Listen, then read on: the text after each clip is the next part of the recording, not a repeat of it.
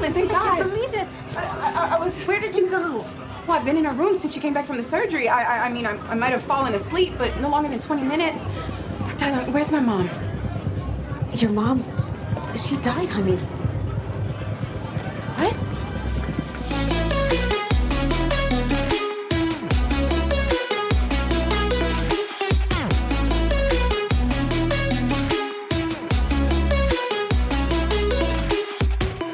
Hey, I'm Derek. And I'm Noah, and you're listening to A Bite Of, where we take our current favorite pop culture obsession and enjoy it one nibble at a time. Yeah, episode 4 of WandaVision. WandaVision. And boy, what an episode it was. I can't wait to talk about it. It's getting deeper and deeper and deeper, and the more stuff that's being explained, the more stuff that's coming up that's just bonkers and crazy. Mm-hmm. Answers to questions, more questions after we got those answers. Let's go. Let's do it. Yeah, before we get into the episode, friendly reminder, we got that Patreon going, we got that merch going, we have a Discord now. You can find all those links down in the description of this episode, wherever you're listening to this on, or abiteofpod.com. Come on, come take a couple of bites on the Discord. Come chat with us. Be silly. Post memes. And of course, as with every episode, we like to take a step back before we go forward. So we are going to just do a quick review of WandaVision Episode 3, Now in Color. I mean, I think some of the biggest things that come out of this episode are, of course, the birth of the twins. Right. And the fact that Geraldine, a.k.a. Monica, sort of brings up Ultron. And gets thrown out of Wanda's reality. Yeah, and the neighbors are kind of questioning why she's there, and now Vision's kind of questioning what the heck is really going on. Yeah, he's been hinting at, like, something's not right here, Wanda. What's going on? And then she reverses timer. So she doesn't want anybody to ruin her perfect little paradise in Westview. Imagine being able to completely undo anything you don't want to happen. Like, if you're getting in a fight with someone, you're like, oh, I shouldn't have said that. And then you're like, you know what? I won't say that. Mm-hmm. I wish. Right? Yeah. She's got it. She's got it. And of course, Billy and Tommy. Yeah. Woo-hoo! The babies. The babies. That was a big part of it. That, it was pretty much the whole pregnancy. And we got a little 70s theme. Yeah. So it's great. And she also taught us how Scarlet Witch cleans her rugs and dries them. With a flourish hand movements. And the wind. So, of course, spoiler warning! We're about to dive into episode 4. So, spoilers. Watch the episode, come back, listen to it, or do whatever you want. You're a free person. You have free will. So that's nice. Let's get into it. Let us officially take a bite of WandaVision episode 4. We interrupt this program. Whoa! I love that there's titles now. I know I said it in the last one, but I like it because they're all TV themed. Yes, and I feel like it gives you a little bit of like a wink of what the episode's going to be about. They're so clever over there. Now, this week is interesting because it sort of stays in the time period, sort of at least it takes us up to the present moment that we last saw Wanda, which is in the 70s. So we don't have a TV show to talk about, but one thing that we did want to bring up before completely biting this episode is the one and only Blip. Right. Most of this episode takes place in the past, but like right when WandaVision starts. So we are doing this weird timey thing, but it's current time. So we're outside of Westview for this whole episode, which is amazing. Totally. Yeah. So in Avengers Infinity War, we saw our beloved Vision killed twice to release the Mind Stone from his body. Womp womp. Yeah. First time, Wanda had to destroy it, ending his life. Oh my God. But then it was reversed by Thanos. Oh no. And then the second time, he was essentially murdered by Thanos, who would add the stone to his Infinity Gauntlet. He wasn't essentially murdered. He was absolutely murdered. He has a hole in his head. Yeah. He kind of dug his chunky fingers right into that forehead and ripped out that stone. Chunky fingers. Those big Thanos sausages. No. Move on. And then there was the snap heard round the universe, thus dusting half of the planet's population. The next 5 years are a dark time where the remaining Avengers struggle with the reality of 1, failing to stop Thanos, and 2, losing their family and friends. So in Endgame, they then devise a plan to travel through time to get the stones before Thanos. Tony Stark creates an Iron Man-themed gauntlet that is, of course, red and yellow, and the Hulk wears it. Yay. Good job. Yeah, they think that he can withstand it, so Which he mostly does. But then he gets like a Dumbledore arm. Through all the trials and tribulations, they gather all the stones once again, and we have the second snap of the century. This snap reverses Thanos's, a snap clap back, if you will, and all those who are missing redust and are returned to the exact location where they disappeared 5 years earlier. So the snap occurred in 2018, and folks were brought back in 2023. This span of time is known as the Blip. When everybody was gone. Right. They and blipped out of it's existence. Just a blip out of existence. It's a blip in the history of the world. It's a blip in the people that were snapped because they don't realize that they left. Right. When they came back. It's like a snap plus a blink. It's a blip. Right.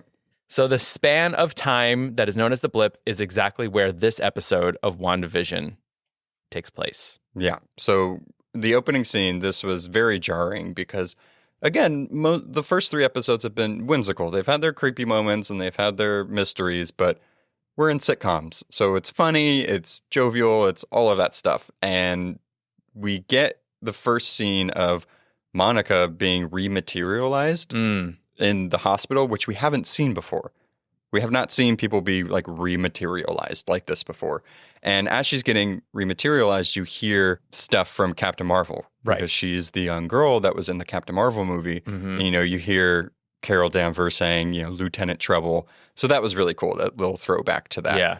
But chaos ensues because she's in a hospital and everybody's just coming back. And the hospital staff is probably just sitting there doing their charts. It's a normal day. It's been 5 years, so they're really set in their ways at this point, and everybody just comes back. Yeah. It would really suck if you were like, I don't know, really sick, and you come back and you're still sick, you know? Right. And I was just thinking that. It's like crazy. Like, what if you were in the middle of surgery and you were the patient you came back? I just want to talk about this like rematerializing thing because I was talking to Derek about it. I'm like, okay, so Monica was in the same exact position and chair. Luckily sitting in a chair. Right, when she came back. But it's like, I mean, do you rematerialize in the exact seat / place you were standing or laying? Or is it the like part in space? You know, so like if you're in an airplane and you got blipped, are you just like rematerializing in thin air or like in fall? Like Right.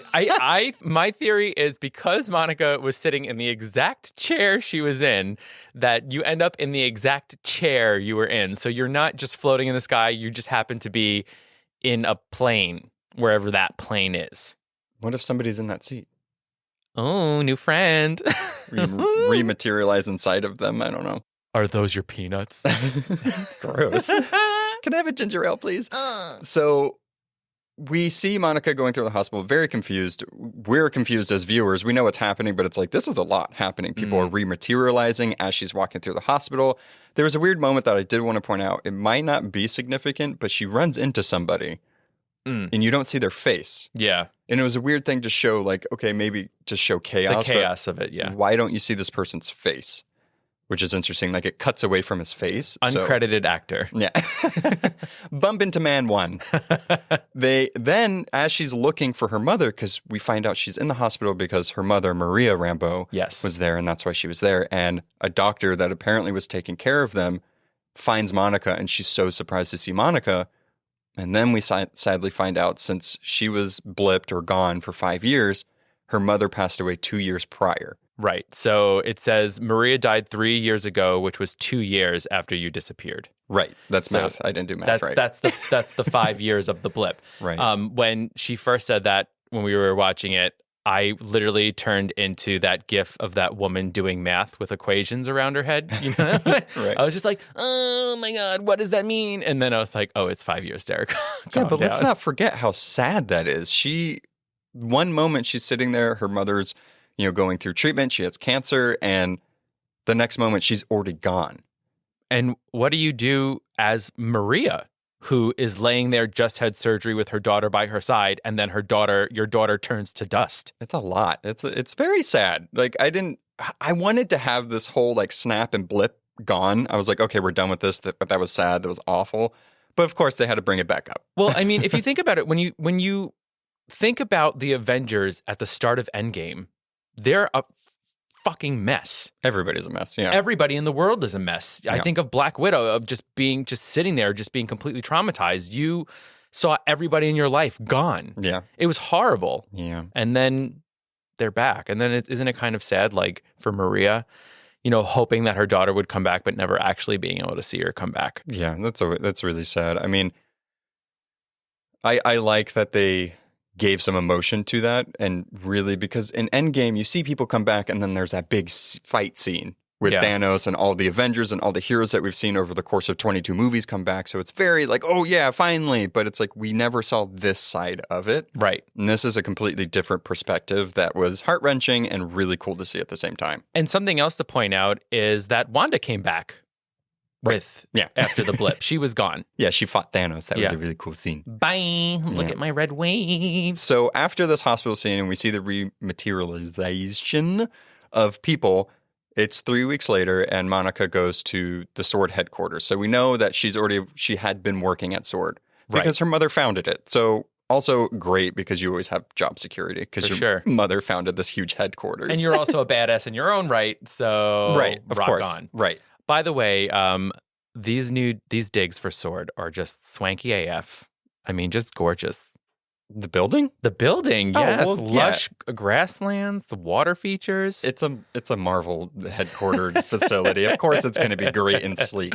So she gets in there. Her card doesn't work because she's been gone for 5 years. So I guess they deactivate the cards. Rude. And the guy at the desk is rude to her. And he was like, well, if you worked here, your card would work. It's like, okay, well. Do you know who I am? Do you know who my mother is? Do you know that my mother created this and that's why you have a job? Coming at me with this attitude. I don't need this right now. I just came back. So that's when we're introduced to the acting director, or now director of SWORD, Tyler Hayward. And this guy, this whole episode, like, he gave me weird vibes. It's like, you brought up a good point when we were talking about it earlier. You said, you know, he's upping the nice factor with her, but he also seems rude at some points, and it's just really weird. Yeah, I feel like there's a lot of like attitude-y people in this episode, and I like that we have these very strong female leads to kind of go against it, because it's men that are being assholes. Right. And, you know, this is like we had the guy with the key card, now we have this jerk. Yeah. I mean, he wasn't necessarily a jerk to her, but he's like jerk to everybody else outside of her. Yeah, he just gets like really aggressive, and I think his tone can be curbed. Yeah, we just as a weird little thing, the name sounded familiar, so I was like, where have I heard that name before? Where's that? So in Agents of S.H.I.E.L.D., I like that there's all these callbacks to Agents of S.H.I.E.L.D., because for the longest time it was like, is this really connected to the MCU? But it seems like they're pulling it. And there was a Brian Hayward in Agents of S.H.I.E.L.D. that turned out to be like a Hydra agent. So, oh man, there was no mention of like a brother or a family member, but coincidence? Yeah. I don't know. And Agents of S.H.I.E.L.D., does that take place before the blip? Before the snap? It takes place during everything. Right. Okay. Because technically this is like 2023, right? Marvel's present is 2023. Right. Yeah. Yeah. Okay. I'm just trying to see, like, could he be his son? Could he be a brother? Oh, no, it's not that. No, it's not okay. in the past like that. No, he would be like a close relative. Like Gotcha. they wouldn't. Yeah. All right. So now they're walking through SWORD headquarters, and there's a couple things to note on this. That it seems like in the 5 years, the world has changed. There's been more threats from space, and the world's changing in that, right? And SWORD is changing with it, with creating things. They're working on nanotech, which is the tech that Oh my God, Stony Tark! Yeah! I don't know who that is. I want that to be a person. Make the meme happen now. Tony Stark. Yes. Tony Stark. Fucking shit. Where's my coffee? Get that cold brew. So they're walking through it, and they mention the nanotech, and there's a cool throwback because Hayward is saying like, oh, you know, weapons and stuff that's in the name of SWORD, but Monica's also observationist too. Yeah. And we have allies from space, which is a callback to her knowing Talos, the scroll that was in Captain Marvel, knowing Carol Danvers. So she's more on the right side of this, that like, hey, not everything's a threat, and stop thinking the worst of everything. Well, right. And that kind of shows like his sort of, you know, MO here is like he's here to defend and attack. You know what I mean? She's like, but there's other letters in sword. It's an acronym for a reason. And you know things are serious when they're like walking through a warehouse and there's like sparks flying. Yeah. You know what I mean? You're like, oh my God, they're building something. They're always welding. Always welding. In those Space scenes. welding. Earth welding. Yeah. Oh my God, so serious. So they finally get to his office, and that's where we find out that they've grounded Monica. And because her mom put in these guidelines, anybody that comes back, just ground them. You need to make sure they're cool. Monica, if you're going to run away from home, you're grounded. Yeah, pretty much. Yeah. Which is nice because he mentions also like the good thing about this was your mom believed you'd come back. Mm-hmm. So I was like, oh, okay. She's like, yeah, my best friend got freaking alien protons in her blood. My daughter can come back. True. She's like, I've seen crazier things happen. That's a good point. That's Right? a good point. And she founded sword, so also She knows. Yeah. So after he says you're going to be put on a missing persons case in New Jersey, she goes off to New Jersey. Yep. And we meet Jimmy Woo again, finally. And I'm so glad we finally have him in the show. We've heard his voice in a previous episode and we knew he was going to be in the show, but I'm loving him in this show. It's like a breath of fresh air, right? Things have been a little serious. We've had the blip, the snap, everything's going crazy. And you're like, okay. This man did a card trick. Yeah, he does the card trick from Ant-Man and the Wasp because that's where he's from. Right. And he did the card trick that Scott Lang did to show his ID. And I was like, yay, that's so cool. But also, like, what a pretentious way to show your ID. Like, oh, by the way, I could do a magic trick. Or he's just like waiting and waiting. He just has the card at the ready. He's like, someone's coming. I'm going to do it. So we find out that Jimmy Woo is working with the FBI. And he has a witness there that he was going to question and ask things about. But he's missing. So the witness protection dude is now a missing persons as well. And so we're finding out all of these things through Monica, the situation of what we know so far, or what they know about Westview. And it turns out that nobody in Westview, or even outside that has like a connection to Westview, knows that it exists. Right. And we even find out that Westview is in New Jersey. Call back to Wanda and Vision's past, who always went to Leonia, New Jersey. Yeah. Whenever they were creating their lives together. Why did I always think? I think because the Visions takes place in Virginia, so I always thought this was in Virginia, but it's actually a callback to the older comics. Yeah, I don't think we knew it took place in New Jersey until now. Yeah. Which is cool because it's like that's where Scarlet Witch and Vision in the comics always ended up for some reason. It's like, you know, New York is right there, right? So they're like, we want to be close to the city, but we don't want to be in the city. We want to be like right outside the city. The taxes are better in New Jersey than New York. I mean, they are. They for are. sure. Real life. Smart decision. Too real. Let's get back to this fictional world. So Monica decides to fly a drone in there to see, you know, what's going on. And it disappears. There's like a force field, and we see this from the outside now. It's like a TV screen. Yeah, it looks like, it feels very much like the screens of an old sort of like, you know, boob tube.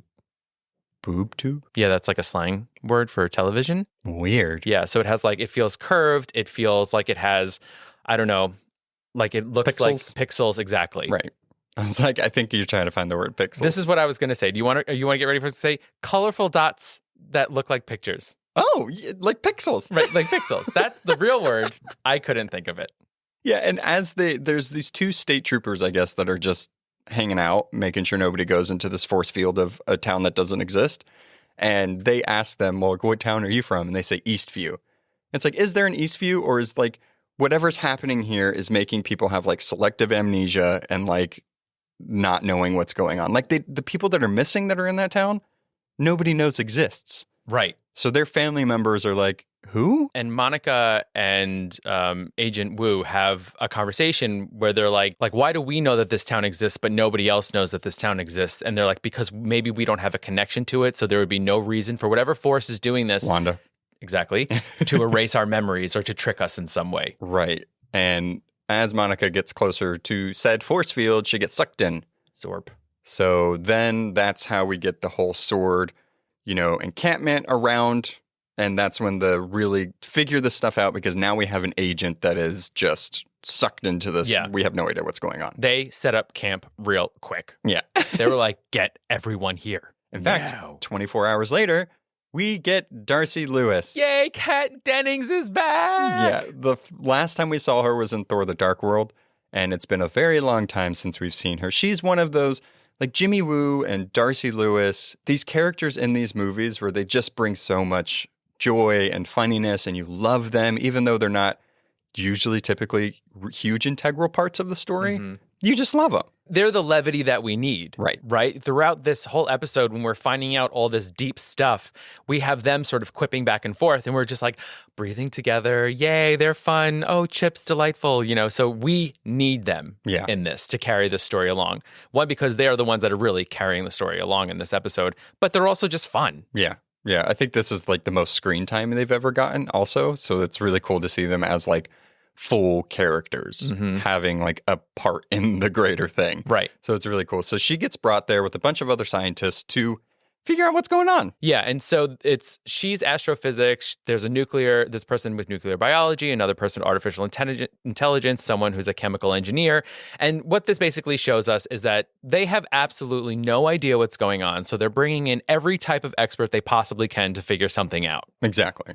And I mean, of course, Darcy Lewis, we know from her work in the Thor movies that she's pretty well equipped to figure this shit out. Stony talk.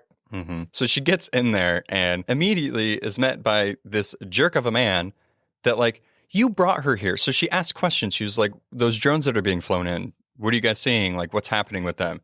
That's classified information. It's like, why did you ask her to be here? Poophead number 3. I don't need all this attitude from all these men's. Yeah. They're all turds and I don't appreciate it. So after that, she plugs in all her devices, and that's when we get the first instance of CMBR, which is cosmic microwave background radiation. Pretty much the thing like in real world, there's radiation and stuff that came from the Big Bang. That's how they've been able to like trace how old stuff is. And it's the same way in the Marvel universe. So that's what she picks up. She's like, there's a lot of this. And they mention like, is it safe? For now, I guess, like we're not really being affected by it, but there's a lot of it. Yeah. But she also notices there's like a broadcast frequency on top of it. So this smart woman decides like, oh, let me plug in this. I don't know what device that was. It was like a weird tiny TV. I have no idea what it would be. Yeah. None of her instruments actually make sense in any way. It's like she just has like a bunch of little ohmmeters. She's like, this ohmmeter does this thing, and we're just like, that's exactly what they do. She's a doctor. Yeah. So she knows. That's a good point. She finally got her doctorate. So I'm assuming she didn't get blipped. Totally. Yeah, that's such a really good point. Yeah, because also like how long was it from Dark World to now? Like, maybe she could have gotten blipped, but I feel like it's been 3 weeks since people came back. So I'm not sure everybody's like Monica, where they just jump right back into work. Right. Like, I'll just take up my helm again. Thank you very much. Well, I think she had the luxury of literally being the daughter of the creator of S.W.O.R.D. Right. Whereas it seems like Dr. Lewis has been working her ass off. Right. And where's Jane? Jane's like really busy. Becoming Thor? We'll see. So, in this point, she pretty much is like, I need to get a vintage TV. Like, give me a vintage TV. So she's figuring that stuff out. We then see that Hayward is making a guy in a hazmat suit go down into the sewers. I call this Operation Sewer Crawl. And, I mean, that's exactly what's happening with this dude. And Jimmy's like, I really don't feel good about sending another agent in there when the first agent that disappeared has not come back yet. That's the reasonable and what you would think would happen. I mean, it's like two sides to this. I'm very suspicious of Hayward, but it's like, I guess he is trying to find, like, he's like, oh, maybe go underground if this thing is like radiation and force field, whatever. It's like, is it underground too? Which Jimmy Woo says. He's like, there's nothing that says that it's safe to go under. He's like, right, there's nothing that says that it is or isn't safe. Yeah, this guy has basically been sitting in his office like, make another laser, and now like something's happened. He's like, oh no, call in the Air Force. Oh. They go back in this big tent of a room and Hayward is like, give me a visual. We see on the map that apparently the force field is also in the shape of a hexagon. So more hexagons. There's so much that could go into this. It's like hexagon, 6, devil, Scarlet Witch's powers, hexagon. I don't know why you would make a hexagon if your powers I don't know. I wouldn't, personally. I'd make it like a little star shape or something. Yeah, well, she's like, everybody's doing pentagrams. I'm going to do a hexagon because I'm Wanda and I support it. And this is where Darcy has fully found the signal and she's literally watching the sitcom and she's watching the first episode. Yes. So that's how we get our time frame at this point. Mm-hmm. And as they're watching it, there's laughter. They all kind of crowd around this TV. And as she's looking at the screen, she's like, she sees Vision and she's like, he's dead, right? Not blipped, dead. Mm-hmm. And they're like, yeah. And as they're kind of watching this happen, Wu says, so you're saying the universe created a sitcom starring 2 Avengers? And it's like, pretty much. Yeah. Yeah. That is literally what the universe did. Or Wanda. Right. Yeah. But also outside in our real world. That's what happened.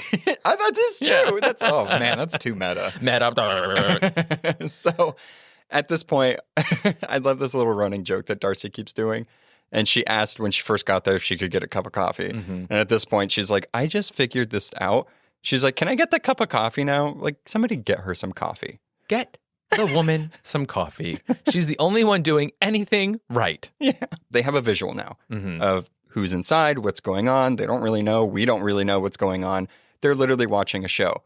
So they decide to start identifying the cast members that are in Wanda's Westview. And so they start finding all these people. They're like, okay, this person. We get that montage of like, I feel like I am Jimmy Woo every single time I watch the show. Like I have a board just like that. Yes, this is exactly the meme from It's Always Sunny in Philadelphia where Charlie's standing in front of the board and he's just like bleary-eyed with a cigarette. It's like that is what's happening. And they kind of start calling out names. Basically, they're seeing the people in the sitcom and they're saying who they really are. So Todd and Sharon Davis are Mr. and Mrs. Hart, who are the boss who came over for dinner. Abhilash Tandon is Norm. Harold Proctor is Jones. Isabel Matsueda is, he says, cast as Beverly, which I love because they're still seeing it as a sitcom. Yeah. John Collins is Herb. And then they spot Monica. Yeah. So throughout this scene, we kind of have a rundown of all who all the people are. We see Monica. A person that we don't kind of get identified is Agnes. Yeah, that's interesting. So the neighbors that we've seen most of this time, they're getting identified. We know them.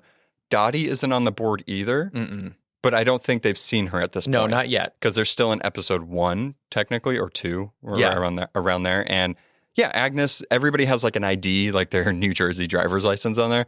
Agnes is not identified, which I'm like, it's because she's Agatha Harkness, isn't it? And the thing is that when she spots Monica, in the background, Wanda's talking to Agnes. So it's not like they've missed her. We see Agnes deliver the pineapple. So they've seen her, but it was not called out who she is. Right. So it's super interesting. Maybe she just doesn't have an identity because she's an immortal sorceress. I don't know. We'll have to see. And she has a bunny. Yeah. So before we go any further, here's a word from our sponsors.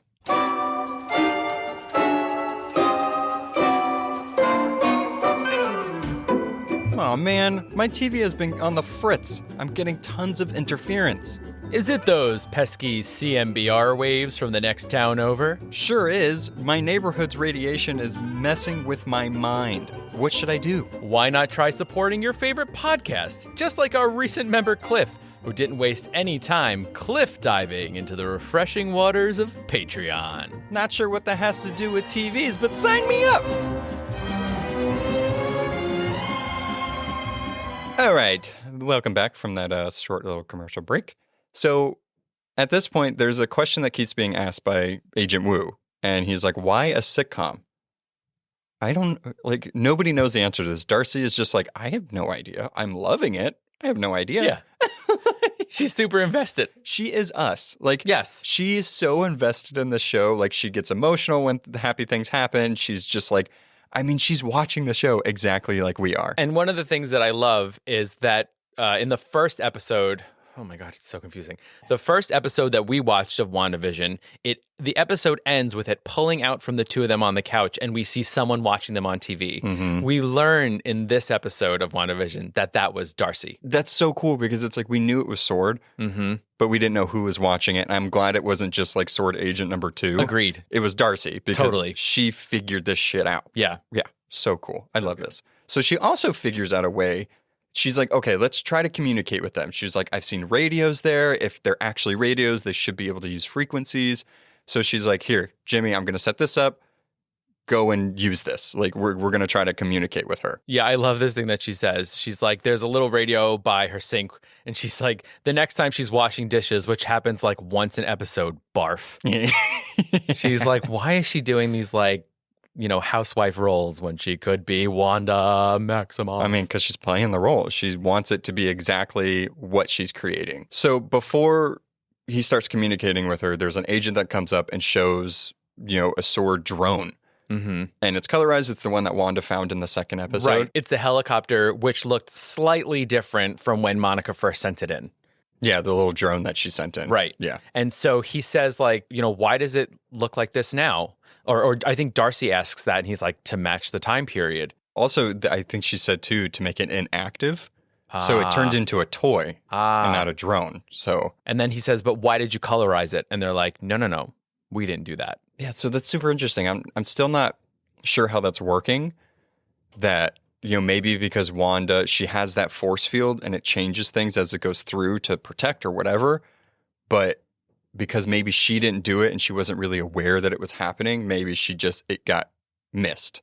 Right. Like, I didn't decolorize it. At this moment in the show, Wanda's talking to Dottie, and this is the first time Geraldine, aka Monica, has a speaking role in this. So this is that town meeting that we saw prior to the talent show. At the pool. Right. Yeah. And so there's a radio, which we know from that episode is when Jimmy Woo first comes in on it. So he's communicating with her. But the interesting thing is Darcy's watching it, and it skips. Right. Like, as you see Wanda's face start freaking out because I think she can sense something from the outside coming in. And this is the moment where Dottie, she breaks that glass and she has the blood on her hand because she cut her hand. But Wanda cut all of that out. Yes. So they didn't see that happened. Yes. Crazy. I love it. I almost feel like, well, we have the inside scoop. Right. We know what happens. We see her freaking out, but she's like cutting chunks out of this like broadcast and smashing it back together. She's doing live editing, people. Yeah, they said somebody's censoring the broadcast. She has a lot going on. She's busy. She doesn't need this. She's director, actor, producer, freaking starring. Oh my God. Yeah, she's doing everything. Sound effects. She just wants to have a happy life. I mean, sorry, these people. Thank you. But they seem to be happy most of the time. Hello. They have homes. They have a lovely community. They go through decades. How fun. Yeah. I'm here for it. I would do it. Like, sign me up. Can I just walk through? I'll be a part of your show. I will not talk about Ultron at all. Da, da, da, da, da, da. Who? I don't know him. So we see the hazmat guys still going through the sewers. I guess this all happens crawling for ages. I guess it happens at the same time. The editing was a little odd in this part. So at this point, this is the end of that episode where we see the beekeeper come up from the sewers. We find out that it's this guy in this hazmat suit. As he goes through the force field, we see his hazmat suit change into the beekeeper suit. And there's bees. And then the rope that is connected to him to the outside turns into a jump rope. Right. So anything that crosses over into Wanda's vision of this supreme life becomes part of that life. It changes an aesthetic. Like, aesthetically it changes. So the suit his hazmat suit becomes the beekeeper. I still don't think that's like just a coincidence. It's like, one, that's weird. I guess like his hazmat suit looks like a beekeeper thing, so it just like made it that. But it's like, it's too close to AIM. You listen to me, Noah Zachariah. That you hold on to these theories I'm holding tight, and you believe in them. I am. Okay? I fully support this. I'm just saying. Do it. Because we don't know who's in that suit. So when we saw him go down into the sewer, we never saw the dude's face. Right. So it's like, who is this guy? Is this the guy that Monica bumped into at the hospital? I'm trying to connect all these things. I am Charlie Day. Yeah, you totally are. And I am practical neighbor guy who's just like unnamed actor put in suit for this role. So we see that he comes up from the sewer. So we see that scene again. No. The guy in the beekeeper outfit. Same exact scene plays out. Now, cut to, we see the last episode that we saw with Wanda and Vision. Our Brady Bunch inspired one. Exactly, the 70s. And she's giving birth, and Geraldine is there. Mm-hmm. And there's a really funny scene with Darcy. Like, she starts crying. She's like, what? I'm invested. Yeah, she goes, twins, what a twist. Yeah. God, I love her so much. Now, this is where we see what happened in that like weird skippy thing when Vision came back into the house. So Geraldine was gone. We don't know what happened, but now we get the inside scoop of what happened. So at this moment, Wanda is like, who are you? Like, tell me why you mentioned Ultron. What are you doing? She says, you're not my neighbor. You're definitely not my friend. You're a stranger and an outsider. And right now you are trespassing here, and I want you to leave. And she uses her Wanda powers to just throw Geraldine through walls and fences and across a field and out of the Westview. That's right. She like starts charging up that hex magic, that scarlet goodness, and we all know something's happening. And it is like roller coaster ride from heck. Poor Monica just gets blasted through a reality. I'm still trying to figure out, like, so obviously when things go in there, they change. Yeah. That's how Monica got the outfit. That's how she can change with everything else that's changing. So did Monica, she obviously knew about Ultron. She knew about the reality outside of that. Yeah. So, but did she just come up with the name Geraldine to go undercover? Or was like Wanda's programming being programmed into her? Because there's these moments where it seems like all these cast of characters kind of break. Right. You know, Dottie's done it, Herb has done it, Agnes has done it, Geraldine has done it, the Hearts have done it. So it's like when Wanda can't keep it all together and her focus is on something else, it seems like things slip through the cracks. Yeah. But I'm curious with people that came from the outside. The more I think about it, originally I thought that Monica was like, I'm undercover. I have to make up a name. But I think that when you go past this barrier, you become part of this play. Right. And a role is given to you that you don't even know. So that's why she kept saying, I don't know why I'm here. I don't know who I am, because she doesn't, because she became Geraldine. Yeah, maybe she's like fighting back and forth and like things go through the cracks a little bit. Like, oh, I'm Monica. I need to figure out what's happening here. Ultron. and I think you make a good point. And I think we've talked about this in the past, that when something emotional happens or something takes Scarlet Witch's, I'm calling her Scarlet Witch now, apparently, her, like when she has to really focus on something else, everybody's defenses sort of drop. Everybody almost has a moment of, wait a minute, this isn't right. You know, so when she's looking at her twins, when she's loving them and she's thinking of her brother. When she has the thing that she's been wanting. Right. That's when the cracks start to open up. And then Geraldine's like, wait, I'm not Geraldine. Yeah, it's super interesting. So this kind of goes into like the next scene and like a point that I wanted to make with what Wanda says. So we see, just like in the last episode, Vision comes in and he's like, where's Geraldine? And she's like, oh, she had to go home. Cut to one of the most, like, I've never had like kind of full body flinch in anything. I watch horror movies, all that stuff all the time. I'm body horror. I love it. Give it to me. Doesn't gross me out. This I was not expecting because it has been a sitcom and it's been whimsical and it's been great. And we see dead Vision. Yes. For like a second. The face of his death. I did full on Macaulay Culkin, hands on my cheeks, audible. And then I left my hands on my cheeks for the rest of the episode because that shooketh me. That was too much. Yeah. We pretty much see Vision how we last saw him. He has a hole in his head from the stone being ripped out by Thanos. And he's fingers. Like... Stop mentioning his son. Ugh, I hate it. His decolorized. He's muted in color. Yeah. So now that brings me to Vision says, we can go anywhere. Like, why don't we leave? We can go anywhere. Yeah. And she says, no, we can't leave. This is our home. And he says, are you sure? Right. And she says, I have everything under control. Oof. And it's like, you don't, one, obviously, because... Are you literally using Vision's dead body to puppet him around? Like, is he really dead this whole time? And if that's the case, it's like she's going through the steps of like grief, and this is just full on denial. Yeah. But okay, so this is where kind of my theory of some aspect of Vision or Jarvis or whatever you want to call it still exists in the programming of this physical body, because we see him questioning, right? So we're saying that when serious things happen, people in the town like glitch themselves and they have come back to their own real realities, right? And we see Vision doing that, where he's questioning things. Like in the last episode, like, how are you this pregnant? What's going on? People are talking about Geraldine. In this scene, we see him like his smile fades. He's concerned, There's something, if it is the dead body of Vision, right? There's still something going back to his base programming of something being wrong. Yeah, I mean, if she can make babies, we know from the comics that she can manipulate reality. And she can take things away and she can create things.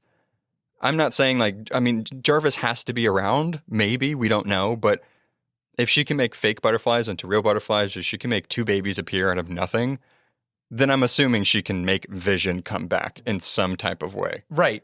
But then why would she also have him be able to be suspicious of everything that she's doing? Because she made him come back. You know what and he also is a super smart AI.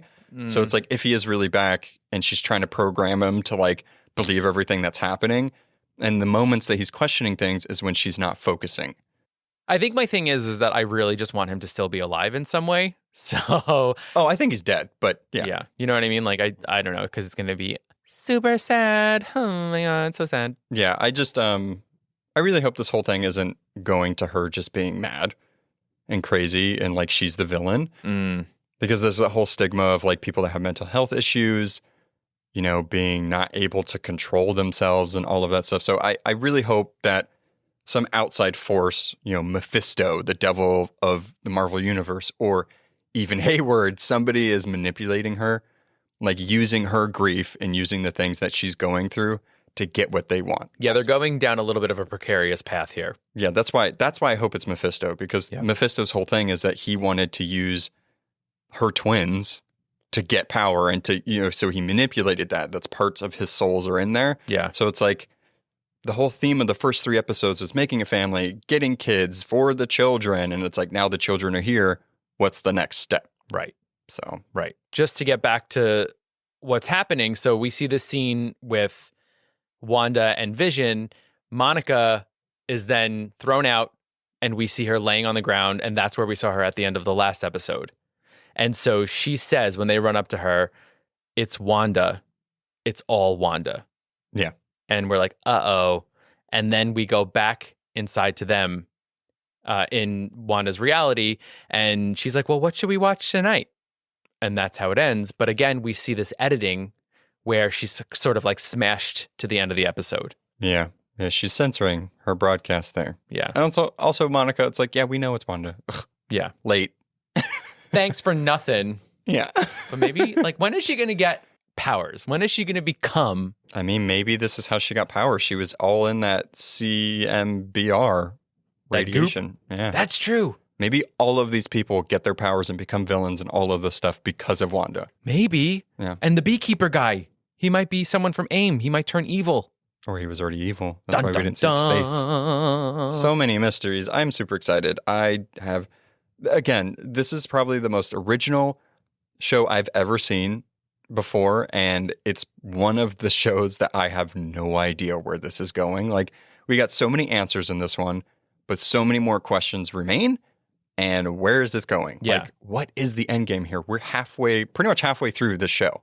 Right. You want us in the next episode to just go back to sitcom heaven?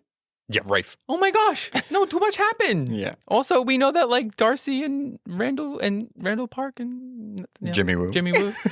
they're hanging out outside, I do want to say in this episode, I thought they did some cool stuff, especially when we saw the like extended Geraldine scene. I loved when we had that view where we were almost like voyeurs in the staircase looking at them through the banisters. Yeah. That was so cool. Mm-hmm. I thought it really kind of made it menacing and scary. We had the shift going of like the size of the screen and the aspect ratio. Ratios. Yeah. Yeah. So cool. I love it when they do that. Oh, so good. Super smart choices. Speaking of supers, we have to have our special segment. It is the one and only Mystery Marvel. Okay. God. Jeez Louise.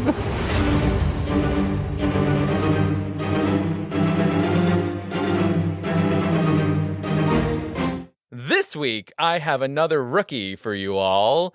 His name is Slapstick. Oh, yeah. He's stupid. Yeah, he's from 1992. His card, he looks like a crazy cartoon character. He's stretchy. He has a mallet, and in the background are torch and pitchfork wielding villagers. It seems. Oh, because his comedy's awful, I guess. Wah, wah. They said, "Heck with throwing tomatoes. We're gonna kill him." This dude, comics are drawn; they're cartoons, you would say, but he's like a cartoon character in a real world. Yes, he's very Looney Tunes-esque in a way. So his real name was Steve Harmon, and he first appeared in Slapstick #1. So he had his own run. That's right off the bat, too. People. He averages at around a 3 on our power ratings, maybe a little lower, actually. His energy projection's only a 1, and his mental powers are only a 1. Oh, my God. His intelligence is 3, though. That's the highest. So I don't know what's going on. I mean, he's only... Wait, what's the difference between mental powers and intelligence? Mental powers feels to me like telekinesis type stuff. I guess. And intelligence is like math problems. You would think that if you had powers of the mind, your mind would be pretty sharp. Like attack. I guess. I don't know. Yeah. You would think. So here's his little bio.